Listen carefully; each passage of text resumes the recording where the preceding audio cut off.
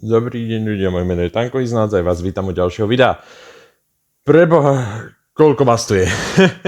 Ja som nečakal, že po niekoľkých mesiacoch pauzy na YouTube budem mať toľko zhliadnutí a toľko odberateľov, že toľko som ani nezbieral ani za rok. Ja som veľmi rád každému, ktorý dal odber a ak už konečne máme tých 100 odberateľov, lebo sa tak strašne viem dočkať na to, keď urobíme spolu ten špeciál. Ja toto nebudem zdržovať, ideme na, ako ste odhlasovali, kompletné zhrnutie tanku T-34. Toto video nezabudnite like a odber a ja toto už nebudem zdržovať. Samozrejme, pokiaľ som niečo vynechal, tak to zanechajte v komentároch a ideme na to. 30. roky, Sovietsky zväz, predvojnové obdobie. Sekcia T-34.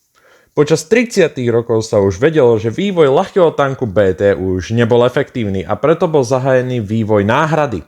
Na túto úlohu bol poverený mladý Martin Iliáš Koškin. V roku 1937 bol dokončené propozície nového tanku ako BT-20. Tento tank mal byť schopný zahodiť pásy a jazdiť po pojazdových kolesách ako auto. Takisto to mal aj tank BT-5, BT-7 a BT-7M. Na tieto požiadavky bol dokončený tank A-20.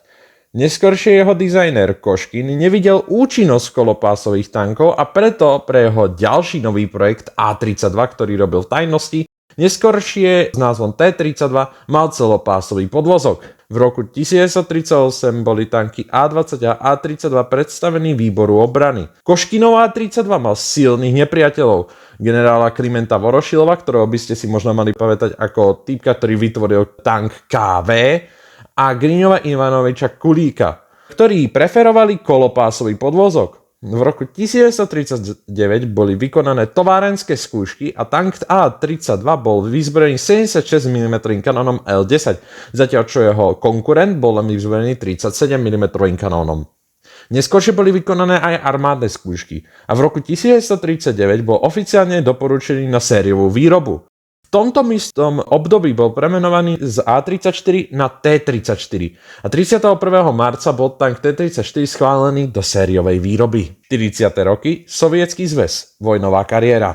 Prvýkrát sa objavil v roku 1941, kde zaskočil nemecké vojsko, totižto Nemci vôbec nemali potuchy, že Rusi dokážu vytvoriť niečo také spolu s KV-1. Neskôršie v roku 1943 na odpoveď tanku Tiger a Panther bol nainštalovaný 85 mm kanón D5T, ktorý bol testovaný na jednom z unesených Tigrov 1. A tanky T-34 sa zúčastnili akejkoľvek ofenzívy a defenzívy Červenej armády až do konca vojny. Dokonca až do roku 1958, kde ich aktívne využívali. Jedný z príkladov zemí, ktoré T-34 vlastnili, bolo napríklad Nemecko, ešte po to, čo patrilo Sovietskému zväzu, následne Československo a tak ďalej. Varianty T-34. T-34 z roku 1940 ide o T-34 so 76 mm L-11 kanónom a s lepšou mobilitou a pancierovaním. T-34 z roku 1941 išlo o T-34 so silnejším kanónom F-34 a s lepším pancierom, zase opäť. T-34M išlo o projekt s Nemeckom a keby nevypukla vojna, tak sa tank realizuje. T-34 z roku 1942. Zmeny prišli v podobe mobility ústrojenstva a bol navrhnutý nový držiak pre trupný gulomet. T-34 STZ.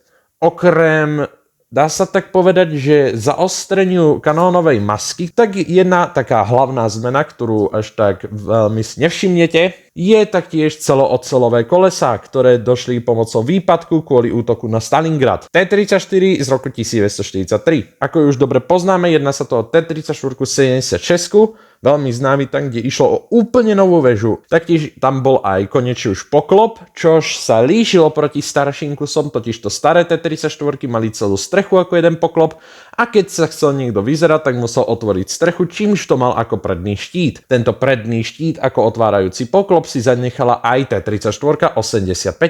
T-34 85 D5T. Kvôli novému príchodu tankov Tiger a Panther, ako sme si povedali, tak bola táto T-34 vyzbrojená novým 85 mm kanónom.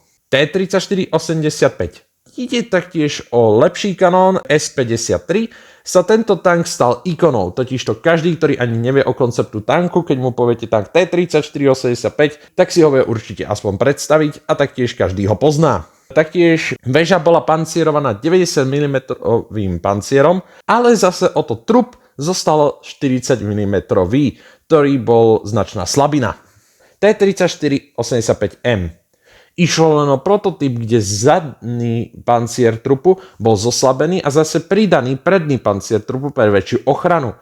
Toto sa nezrealizovalo kvôli extrémnemu nevyváženiu, čímž bol predok ťažší než zadok, čož prinášalo svoje problémy. T-34E. Išlo o namontovanie dodatočnej dosky v oblasti predku, bokoch a taktiež aj v oblasti veže. T-34-85E. Tank dostal prídavný pancier v podobe klietky. Tento systém mal ochrániť tank pred nemeckým raketometom Panzerfaust. A sme na konci tohto videa. Veľmi svižné video, keď to možno zostrienem, tak sú to 4 minúty, ja si myslím. Ja si myslím, že sme zhrnuli všetky T-34. Pokiaľ som nejaké vynechal, tak to napíšte do komentárov. Ja vás to nebudem zdržovať, nezabudnite dať odber. Neskutočne mi dávate radosť tým, že vidím, že tie videá majú viacej a viacej zhliadnutí.